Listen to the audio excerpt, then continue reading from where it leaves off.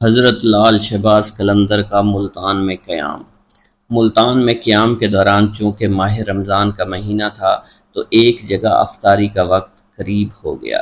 سب نے مشورہ کیا کہ افطاری اسی جگہ پر کی جائے۔ چونکہ افطاری میں کافی وقت تھا تو آپ کے ساتھیوں میں سے کوئی پانی لینے کے لیے چلا گیا، کوئی جنگل میں لکڑیاں اکٹھی کرنے کے لیے چلا گیا۔ تھوڑی سی گندم آپ کے پاس موجود تھی جو حضرت لال شہباز قلندر رحمۃ اللہ علیہ نے پسوانے کے لیے رکھی ہوئی تھی۔ آپ اس گندم کو لے کر روانہ ہوئے۔ اس دور میں روایت کے مطابق یہ تھا کہ گھریلو عورتیں معاوضہ لینے کے بدلے میں گھر کی چکی میں گندم پیس دیا کرتی تھی۔ حضرت لال شہباز قلندر اس مقصد کے تحت ایک گھر کے قریب پہنچے جہاں پر آپ نے دیکھا ایک عورت اپنے گھر میں گندم پیس رہی تھی۔ اس عورت نے جب لال شہباز قلندر کو دیکھا تو وہ آپ کے حسن و جمال پر مائل ہو گئی، آپ پر دیوانہ وار عاشق ہو گئی۔ حالانکہ وہ عورت شادی شدہ تھی مگر پھر بھی اس کی نیت میں فطور آ گیا۔ وہ وہاں سے اٹھی، دروازے پر آ کر آپ سے پوچھنے لگی، آپ کس مقصد کے تحت میرے دروازے پر کھڑے ہیں؟ آپ نے اپنی گندم اس عورت کے حوالے کر دی اور کہنے لگے کہ میں آپ سے یہ گندم پسوانا چاہتا ہوں۔ وہ عورت گندم لے کر اپنے صحن میں واپس آ گئی اور گندم پیسنے لگی، لیکن اس عورت کی نیت بہت خراب تھی۔ اس نے گندم پیستے وقت لال شہباز قلندر کی طرف دیکھنا شروع کیا اور مسکرا کر بار بار آپ کی طرف متوجہ ہونے لگی۔ پیارے دوستو، یہ دیکھ کر حضرت لال شہباز قلندر نے عورت کی طرف کوئی توجہ نہیں دی اور سر جھکا کر آپ کے اللہ تعالیٰ کے ذکر میں مشغول ہو گئے۔ عورت بدستور للچائی نظروں سے آپ کی جانب دیکھتی رہی۔ اس کے ضبط کا بندھن اب ٹوٹ چکا تھا۔ لال شہباز قلندر عورت کی اس بری نیت کو دیکھ کر اٹھے، گندم وہیں چھوڑ کر گھر سے باہر جانے لگے۔ وہ عورت چونکہ بدکار تھی، فوراً ہی سمجھ گئی کہ یہ درویش اب ہاتھ سے نکلنے والا ہے۔ چنانچہ اس نے آگے بڑھ کر آپ کا دامن پکڑ لیا اور زبردستی کرتے ہوئے آپ سے کہنے لگی، اگر آپ نے میری بات نہ مانی تو میں شور مچا دوں گی اور الزام لگا دوں گی۔ حضرت لال شہباز قلندر رحمۃ اللہ علیہ نے اس عورت کو سمجھاتے ہوئے کہا کہ تم ایک شادی شدہ عورت ہو، تمہارے لیے اپنے شوہر کے علاوہ کسی غیر مرد کی طرف بری نگاہ سے دیکھنا بھی بالکل حرام ہے۔ میں اس وقت روزے سے ہوں، مجھے تنگ نہ کرو، مجھے گناہ کی طرف رغبت مت دلاؤ۔ پیارے دوستو، آپ اس عزم کے ساتھ اس عورت سے بات کر رہے تھے اور اسے گناہ سے بچنے کی تلقین فرما رہے تھے، لیکن اس عورت پر شیطان پوری طرح سے غالب تھا، ہوس میں بالکل اندھی ہو چکی تھی۔ اس نے جب دیکھا کہ آپ کسی طرح اس کے قابو میں نہیں آ رہے تو اس نے غصے میں آ کر چور چور کا شور مچانا شروع کر دیا۔ پیارے دوستو، عورت کا شور سن کر ارد گرد کے گھروں سے لوگ دوڑتے چلے آئے، مجمع لگ گیا، سب لوگ اس سے پوچھنے لگے، بی بی کیا ہوا؟ عورت نے انہیں سارا واقعہ بیان کر دیا۔ چنانچہ لوگ دونوں کو لے کر شہر کے قاضی کے پاس پہنچ گئے۔ وہاں قاضی نے عورت سے ساری صورتحال پوچھی تو عورت نے وہی بات بتائی جو اس نے اپنے محلے داروں کو بتائی تھی۔ قاضی حضرت لال شہباز قلندر کی طرف متوجہ ہوا تو اس نے آپ کی طرف دیکھا تو اس پر عجیب قسم کا رعب اور دبدبہ طاری ہو چکا تھا۔ اس نے محسوس کیا کہ یہ کوئی نیک انسان ہے۔ آپ کے چہرے سے شرافت ٹپک رہی تھی، اس لیے قاضی نے بڑے مؤدبانہ انداز سے کہا، اے آدمی، اس عورت نے تم پر بڑا ہی گھناؤنا الزام لگایا ہے، تم اس کے جواب میں کیا کہنا چاہتے ہو؟ یہ الزام ایسا ہے کہ سوائے گواہ پیش کرنے کے کوئی صورت نہیں آتی۔ تب حضرت لال شہباز قلندر رحمۃ اللہ علیہ نے بڑے اعتماد اور تسلی سے جواب دیا، اے قاضی، اللہ نقائص سے پاک ہے اور اللہ ہی کی ذات ہے، کسی کے عیب کو ظاہر کرنا کوئی اچھی بات نہیں۔ اگر اس بات پر اصرار کرتے ہیں کہ میں اپنی صفائی میں گواہی پیش کروں تو میرا گواہ اس عورت کا شیرخوار بچہ ہے جو اس وقت جھولے میں لیٹا ہوا ہے اور وہاں پر سب کچھ دیکھ رہا تھا۔ تمام لوگ آپ کی یہ بات سن کر حیران ہوئے۔ قاضی کہنے لگے کہ یہ کیسے ممکن ہے، ایک شیرخوار بچہ گواہی دے گا؟ یہ تو ابھی بول بھی نہیں سکتا۔ آپ قاضی کی بات سن کر فرمانے لگے، جہاں تک اس بچے کے کلام کی بات ہے تو اس بچے سے وہی کلام کرائے گا جس نے بچپن میں حضرت عیسیٰ علیہ السلام سے کلام کرایا تھا۔ پیارے دوستو، قاضی آپ رحمت اللہ علیہ کا یہ جواب سن کر ہکا بکا رہ گیا۔ تمام حاضرین بھی ساری کارروائی دیکھ رہے تھے، وہ بھی حیران تھے۔ اب قاضی نے بچے کے باپ کو حکم دیا کہ وہ بچہ لے کر اس کے سامنے آئے۔ چنانچہ لال شہباز قلندر نے بچے کو دیکھ کر اس سے مخاطب کرتے ہوئے کہا اور فرمانے لگے، اے معصوم بچے، وہ ذات باری تعالیٰ جس نے حضرت عیسیٰ علیہ السلام کو کلام کرنے کی قوت عطا فرمائی تھی، تم اس وحدہ لا شریک کو حاضر و ناظر جان کر گواہی دو کہ جس وقت میں تمہارے گھر میں موجود تھا تو تم نے اس وقت اپنی آنکھوں سے کیا دیکھا تھا اور ہمارے درمیان کیا گفتگو ہوئی تھی۔ پیارے دوستو، اللہ کی قدرت کاملہ اور لال شہباز قلندر کی کرامت ملاحظہ فرمائیے کہ وہ شیر خوار بچہ اپنے باپ کی گود میں سے بولا، اس نے جو کہا اور جو کچھ بھی کیا ہے یہ نیک آدمی کہہ رہا ہے بالکل سچ ہے، اور یہ میری ماں جھوٹ بول رہی ہے، میری ماں جھوٹی ہے، اصل خطا کار میری ماں ہے۔ اس نے بری نیت سے اس شخص کے دامن کو کھینچا تھا۔ پیارے دوستو، بچے کے منہ سے یہ الفاظ سننے تھے کہ وہاں موجود تمام لوگوں پر ایک دم سے لرزہ طاری ہو گیا۔ وہ حیران اور پریشان حیرانی کے سمندر میں بالکل گم ہو چکے تھے۔ قاضی صاحب بھی اس سب واقعہ سے بہت حیران اور پریشان ہو گئے۔ یہ دیکھ کر قاضی اپنی جگہ سے اٹھا اور لال شہباز قلندر کے ہاتھوں کو بوسہ دے دیا۔ قاضی نے آپ کو اپنے ساتھ بٹھایا۔ پیارے دوستو، اب اس عورت کی آنکھوں سے برائی کی پٹی اٹھ چکی تھی اور وہ بھی اپنے گناہوں پر بڑی شرمندہ تھی، اس لیے عورت نے آپ سے معافی مانگ لی اور آئندہ گناہوں سے بچنے کے لیے توبہ کر لی۔ پیارے دوستو، ایک بار درویشوں کا ایک قافلہ سفر کرتا ہوا ایک جنگل میں پہنچا۔ جنگل کے ساتھ ایک وسیع و عریض میدان تھا، تاہم اس میدان کے کچھ فاصلے پر چھوٹے چھوٹے مکانات موجود تھے۔ البتہ اس میدان کے عین بیچوں بیچ ایک بوڑھا درخت بھی موجود تھا جو گھنا تھا اور اس کی شاخ دور دور تک پھیلی ہوئی تھی۔ درویشوں کا یہ قافلہ صحرا میں لمبا سفر طے کرتا ہوا یہاں پہنچا تھا۔ قافلے کے سردار نے انتہائی عاجزی سے اپنے عقیدت مندوں سے کہا، ٹھہر جاؤ، ہماری منزل آ گئی ہے، ہمیں یہیں ٹھہرنا ہے۔ عقیدت مندوں کے قدم یوں ساکت ہو گئے جیسے کبھی متحرک ہی نہیں تھے۔ ایک مرید خاص نے اپنے رہنما سے پوچھا، یا حضرت، ہمارا قیام اس میدان میں کس جگہ پر ہوگا؟ تو ان کے سردار نے کہا کہ وہ سامنے جو گھنا سایہ دار درخت نظر آ رہا ہے اس کے نیچے ہم قیام فرمائیں گے اور اللہ کی عبادت اور ریاضت کریں گے۔ قافلے کے پیشوا نے ایک لمبی دعا کی اور رب تعالیٰ سے التجا کی کہ وہ دنیا اور آخرت کی بھلائی عطا فرمائے۔ پیارے دوستو، ابھی دعا سے فراغت نہیں ہوئی تھی کہ درخت کے نیچے مقیم مردان خدا نے دیکھا لوگوں کی ایک معقول تعداد دھیرے دھیرے ان مکانوں کی طرف بڑھ رہی تھی، کچھ فاصلے پر جو موجود تھے، اور پھر جو رات اپنے جوبن پر آئی اور مکانات سے ناچ گانے کی آوازیں آنے لگیں۔ یہ آوازیں خاص طور پر ان مکان کے اوپر کے منزلوں سے آتی تھیں۔ مریدین نے بڑی حیرانگی سے ایک دوسرے کی طرف دیکھا کیونکہ یہ آوازیں عبادت کی آوازوں سے مختلف تھیں اور ان کی عبادت میں مخل ہو رہی تھیں۔ جب انہوں نے اپنے مرشد کو انتہائی سکون و اطمینان کے ساتھ عبادت میں مشغول دیکھا تو تمام عقیدت مندوں نے اس ہنگامے کے باوجود اپنی ریاضت اور عبادت جاری رکھی، مگر ان کے دل میں پریشانی ضرور تھی۔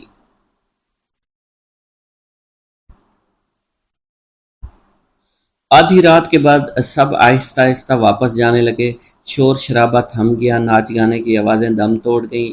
یوں رات تمام عقیدت مندوں نے نماز فجر انتہائی سکون اور اطمینان کے ساتھ ادا کی اور اللہ تعالیٰ سے التجا کی، اے رب کائنات، مکانوں کے رہنے والے بھٹکے ہوئے لوگ محسوس ہوتے ہیں اور انہیں ہدایت کی راہ سے آشنا کر دے، ہمیں ذکر و فکر کے دوران سکون و اطمینان عطا کر، بے شک تو ہر چیز پر قدرت رکھتا ہے اور جسے چاہے ہدایت دے۔ فیض یاب کرنا تیرا ہی کام ہے اور تیری مرضی اور تیری منشا کے بغیر کسی کو ہدایت مل ہی نہیں سکتی۔ پیارے دوستو، جب سورج نے اپنی حرارت سے زمین کو گرمانا شروع کیا تو ان مکانوں کے مکین باہر نکلنا شروع ہوئے۔ تو مردان درویش میں سے 2 آدمی ان کے پاس گئے تاکہ پتہ کر سکیں کون لوگ ہیں، ان کا تعلق کس مذہب سے ہے، ان کا معاش کیا ہے۔ معلوم ہوا کہ وہاں پر زیادہ تر ہندوؤں کی تعداد تھی، جن میں کثیر تعداد بازاری عورتوں کی تھی جن کا ذریعہ معاش ناچ گانا بدکاری تھا۔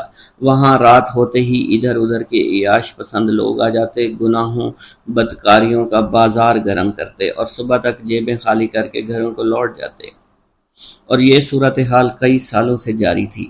بازاری عورتوں کی سرپرستی وہاں کے بدگماش ہندو کیا کرتے تھے اور باقاعدہ طے شدہ بھتہ بھی وصول کرتے۔ ان تمام صورتحال کا علم ان مسلمانوں کو ہو گیا جو انتہائی قلیل کردار میں وہاں رہتے تھے، لیکن وہ اس بارے میں کچھ نہیں کر سکتے تھے۔ وہاں کے رہائشی مسلمانوں کو جب اللہ کے ولی کی آمد کا علم ہوا، وہ دوڑے چلے آئے ان کے ڈیرے پر اور ان سے مؤدبانہ درخواست کی، ہم لوگ ان بازاری عورتوں اور ان کے سرپرست ہندوؤں سے بہت تنگ ہیں، ہمارے پاس اتنے وسائل نہیں، ہم یہاں سے چلے جائیں، اگر ہمارا بس چلے تو ہم ایک لمحے کے لیے یہاں نہیں ٹھہریں گے، مگر ہماری تنگ دستی اور ہماری مجبوریاں ہمارے آڑے آ رہی ہیں۔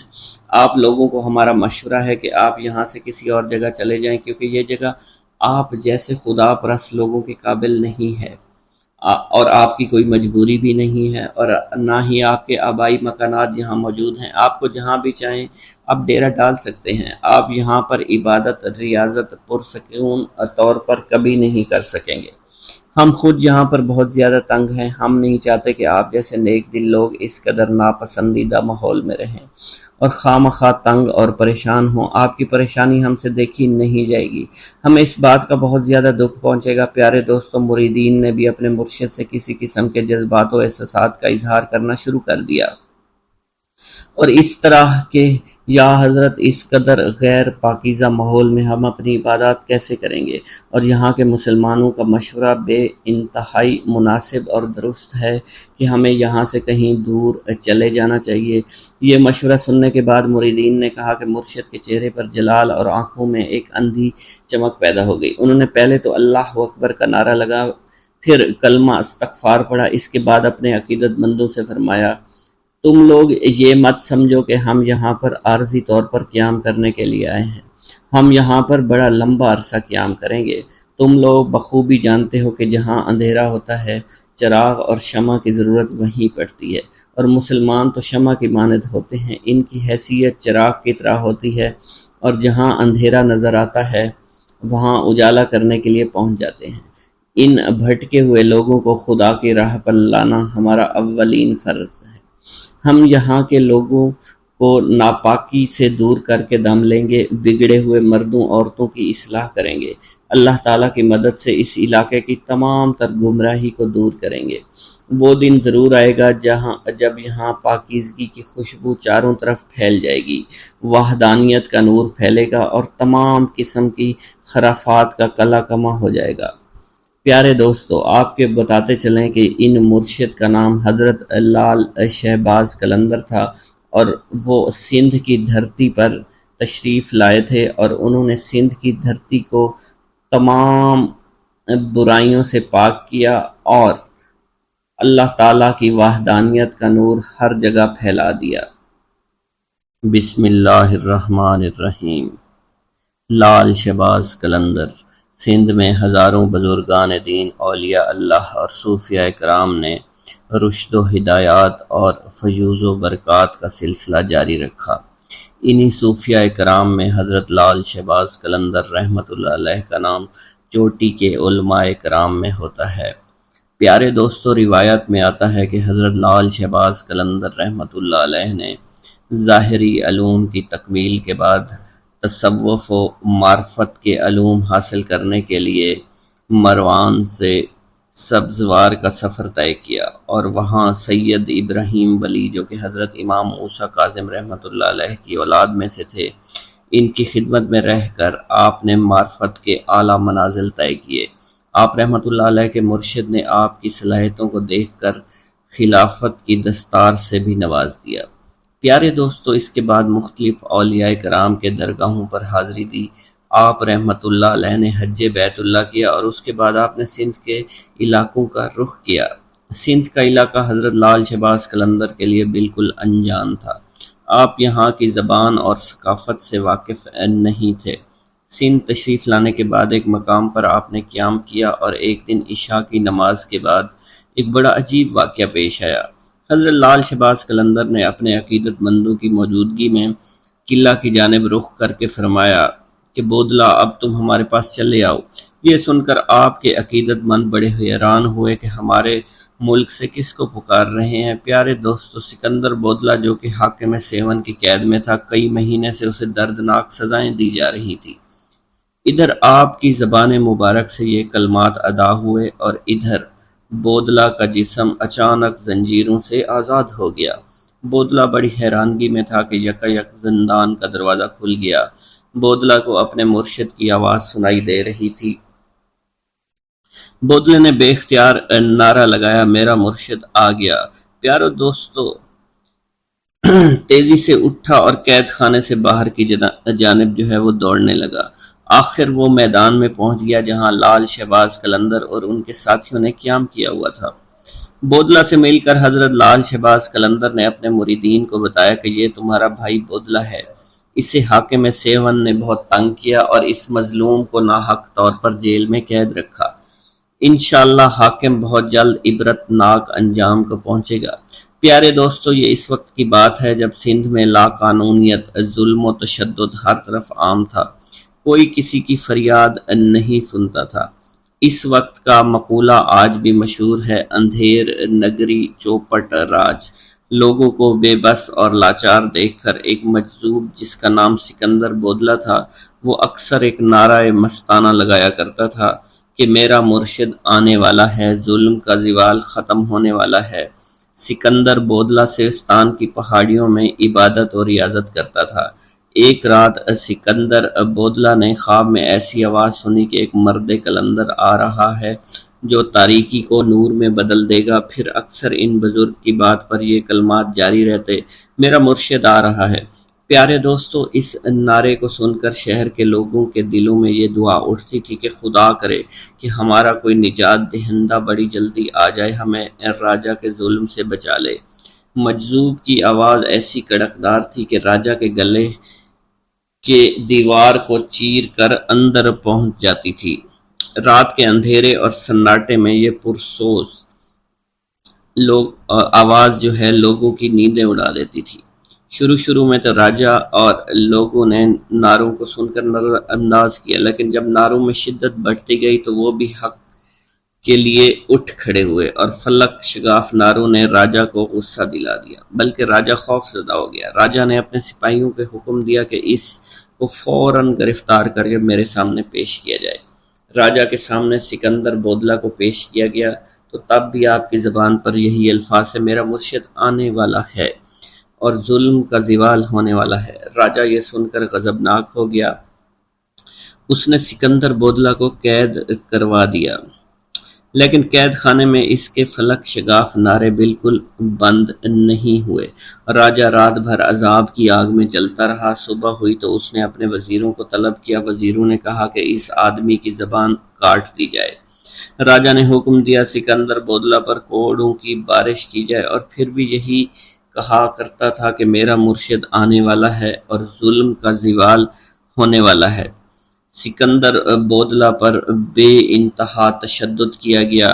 سکندر بودلہ بار بار بے ہوش ہو جاتا تھا۔ اتنا تشدد کسی دیوار پر کیا جاتا تو وہ بھی بلک اٹھتی۔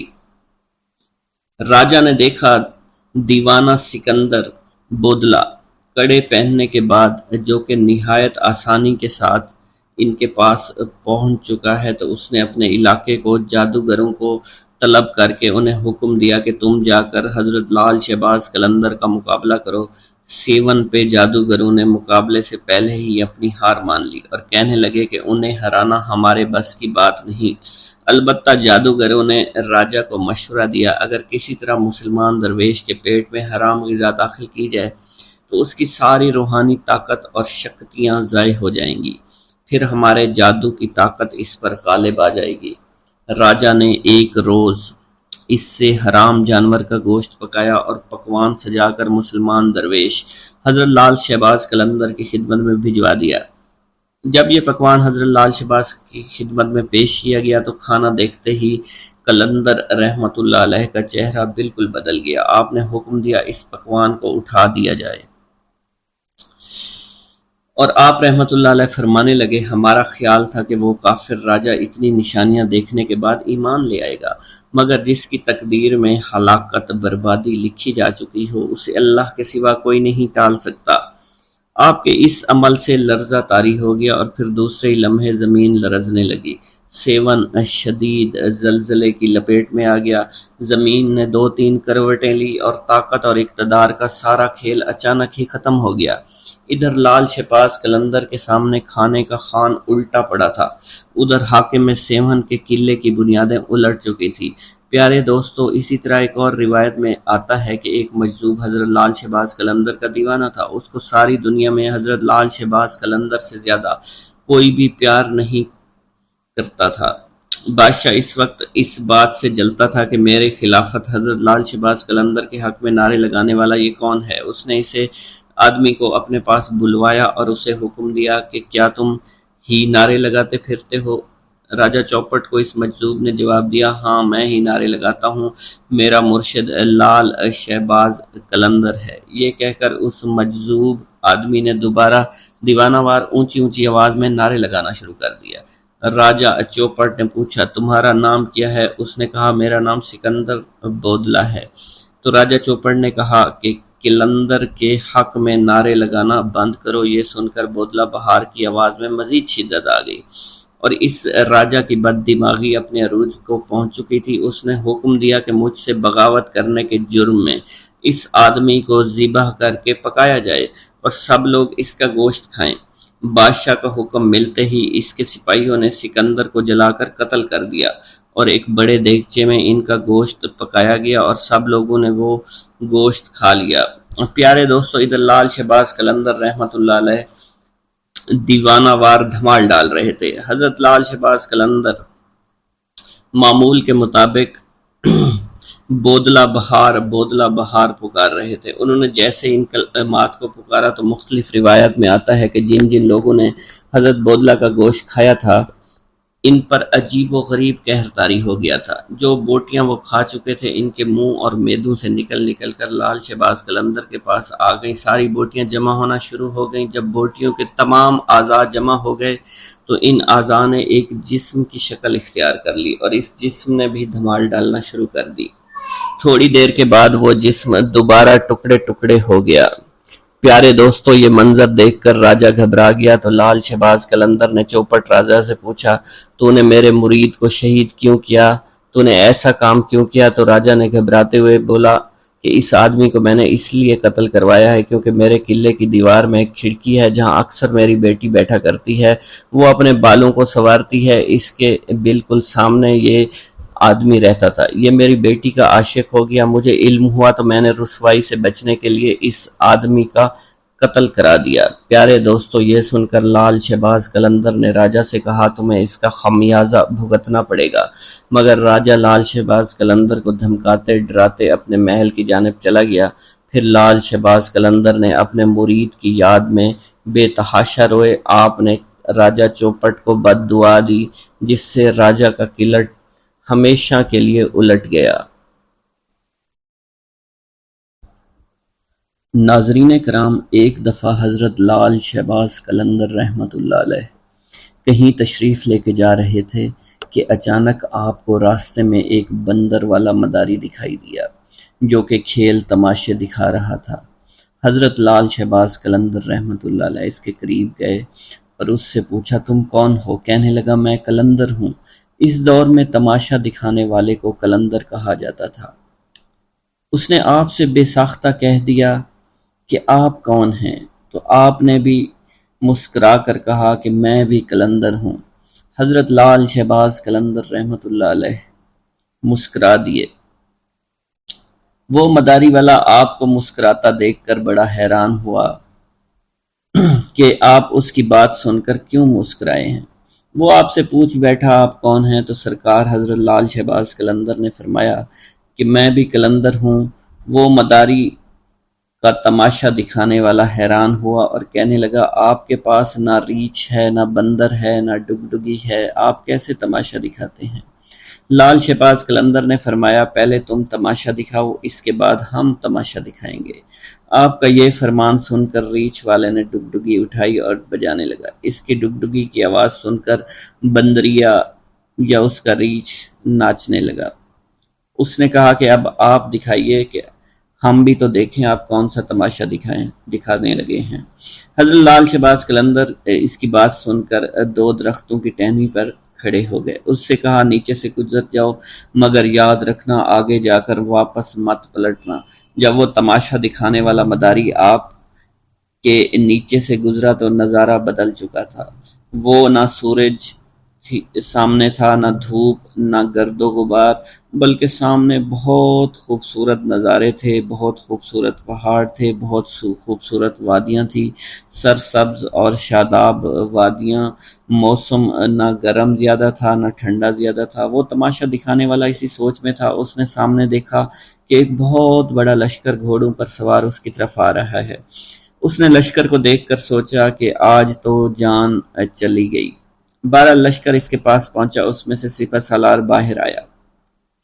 تماشا دکھانے والا شخص کہتا ہے کہ بادشاہ سلامت، آپ کہاں غائب ہو گئے تھے؟ ہم آپ کو کب سے ڈھونڈ رہے ہیں۔ آپ کی سلطنت آپ کا انتظار کر رہی ہے، سلطنت کے لوگ آپ کے انتظار میں ہیں اور ملکہ کا رو رو کر برا حال ہو چکا ہے۔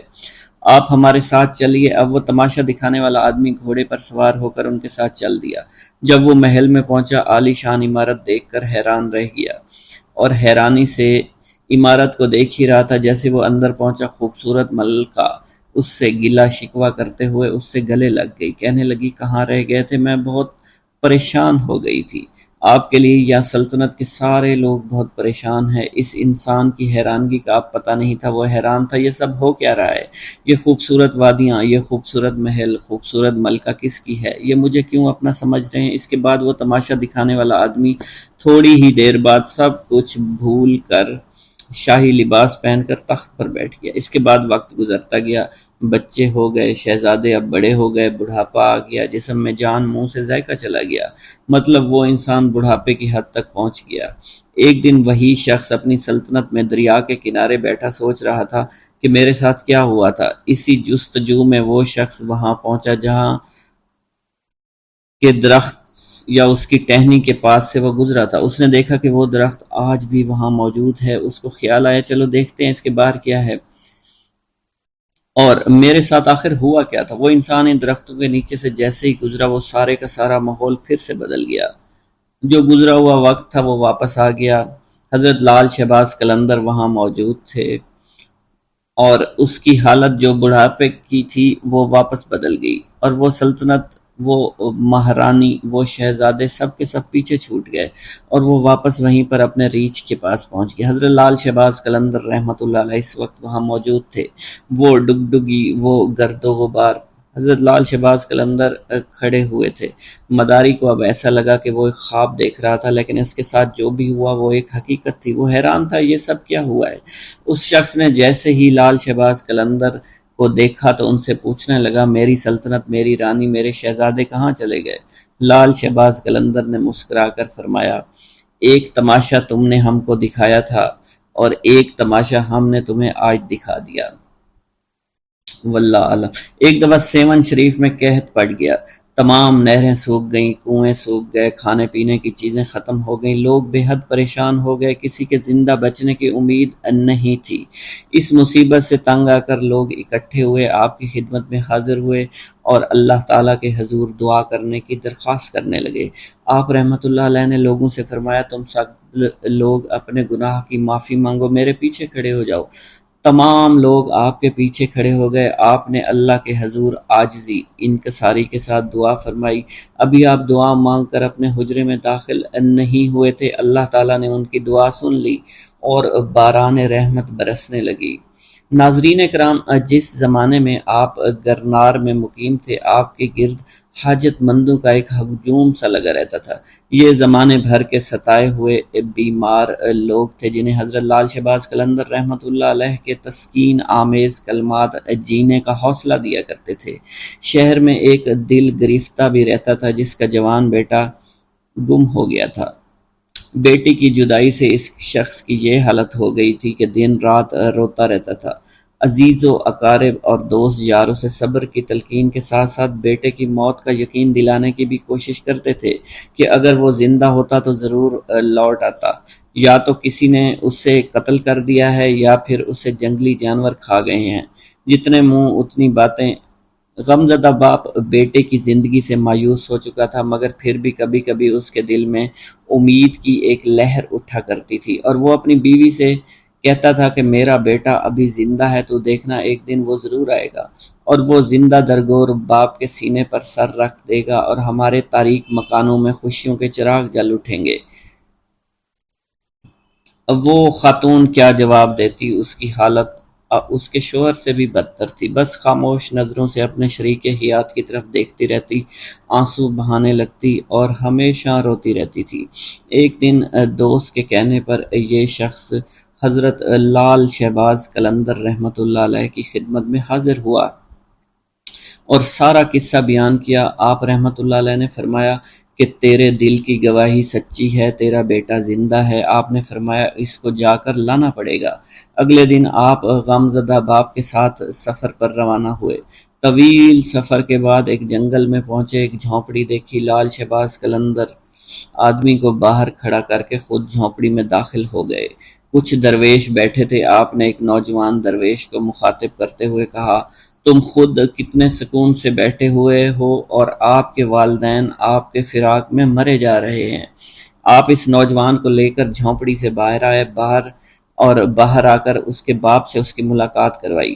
والدین بہت خوش ہوئے۔ ماں باپ کی اجازت سے وہ نوجوان حضرت لال شہباز قلندر کی خدمت میں مشغول ہو گیا اور ایک دن ولایت پر فائز ہو گیا۔ ناظرین اکرام، جب آپ سیون شریف میں تشریف لائے تو آپ کے گلے میں مستقل طور پر پتھر کا ایک وزنی گلوبند پڑا رہتا تھا۔ ایک چھوٹے چھوٹے خوبصورت تراشے ہوئے قیمتی پتھر لگے۔ آپ کی ایک خاص عادت یہ بھی تھی کہ آپ راستہ چلتے وقت ہمیشہ اپنے سر کو جھکائے ہوئے رکھتے تھے۔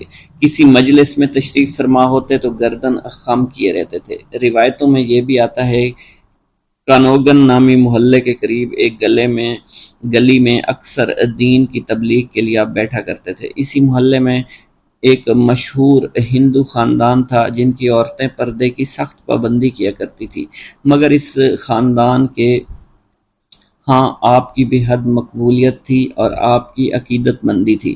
آپ جس بھی گلی میں آ کر بیٹھتے تو ایک عورت اپنے بال کھول کر کھڑکی میں کھڑی ہو جاتی اور گھنٹوں آپ کو دیکھتی رہتی، اسلام کی تبلیغ کی باتیں سنتی رہتی تھی۔ اس عورت کی دلی خواہش تھی کہ کسی طرح حضرت لال شہباز قلندر رحمۃ اللہ علیہ کے چہرے مبارک کا دیدار کر لے، مگر چونکہ آپ ہمیشہ اپنے سر کو جھکا کر بیٹھے رہتے تھے، اس لیے وہ عورت آپ کے چہرے مبارک کا دیدار کرنے میں کامیاب نہیں ہو سکی۔ ایک دن اس ہندو عورت نے وحشت کے عالم میں بالکنی سے نیچے چھلانگ لگا دی۔ لال شہباز قلندر کے قدموں میں گری۔ اونچائی سے گرنے کے سبب وہ ہندو عورت شدید زخمی ہو گئی تھی، پس اس نے اسی وقت ایک نظر آپ کے چہرہ مبارک پر ڈالی اور فوت ہو گئی۔ جب محلے والوں نے دیکھا تو ایک ہنگامہ کھڑا ہو گیا۔ اس کے بعد مرنے والی عورت کے رشتہ دار اسے اٹھانے کے لیے آئے اور آپ سے کہا کہ اجازت دیجیے اس بد نصیب عورت کو لے جائیں اور آخری رسومات ادا کریں۔ خاندان کے لوگوں نے آپ سے اجازت یوں چاہی تھی کیونکہ عورت کے مرنے کے بعد بے پردگی کے خیال سے لال شہباز قلندر رحمۃ اللہ علیہ نے اپنی چادر اس کے جسم پر ڈال دی تھی۔ اب یہ بات پہلے سے ہی اس ہندو خاندان میں مشہور ہو چکی تھی اور آپ کا چہرہ مبارک وہ خاتون دیکھنا چاہتی تھی، اور یہ خبر جنگل میں آگ کی طرح پھیلی ہوئی تھی۔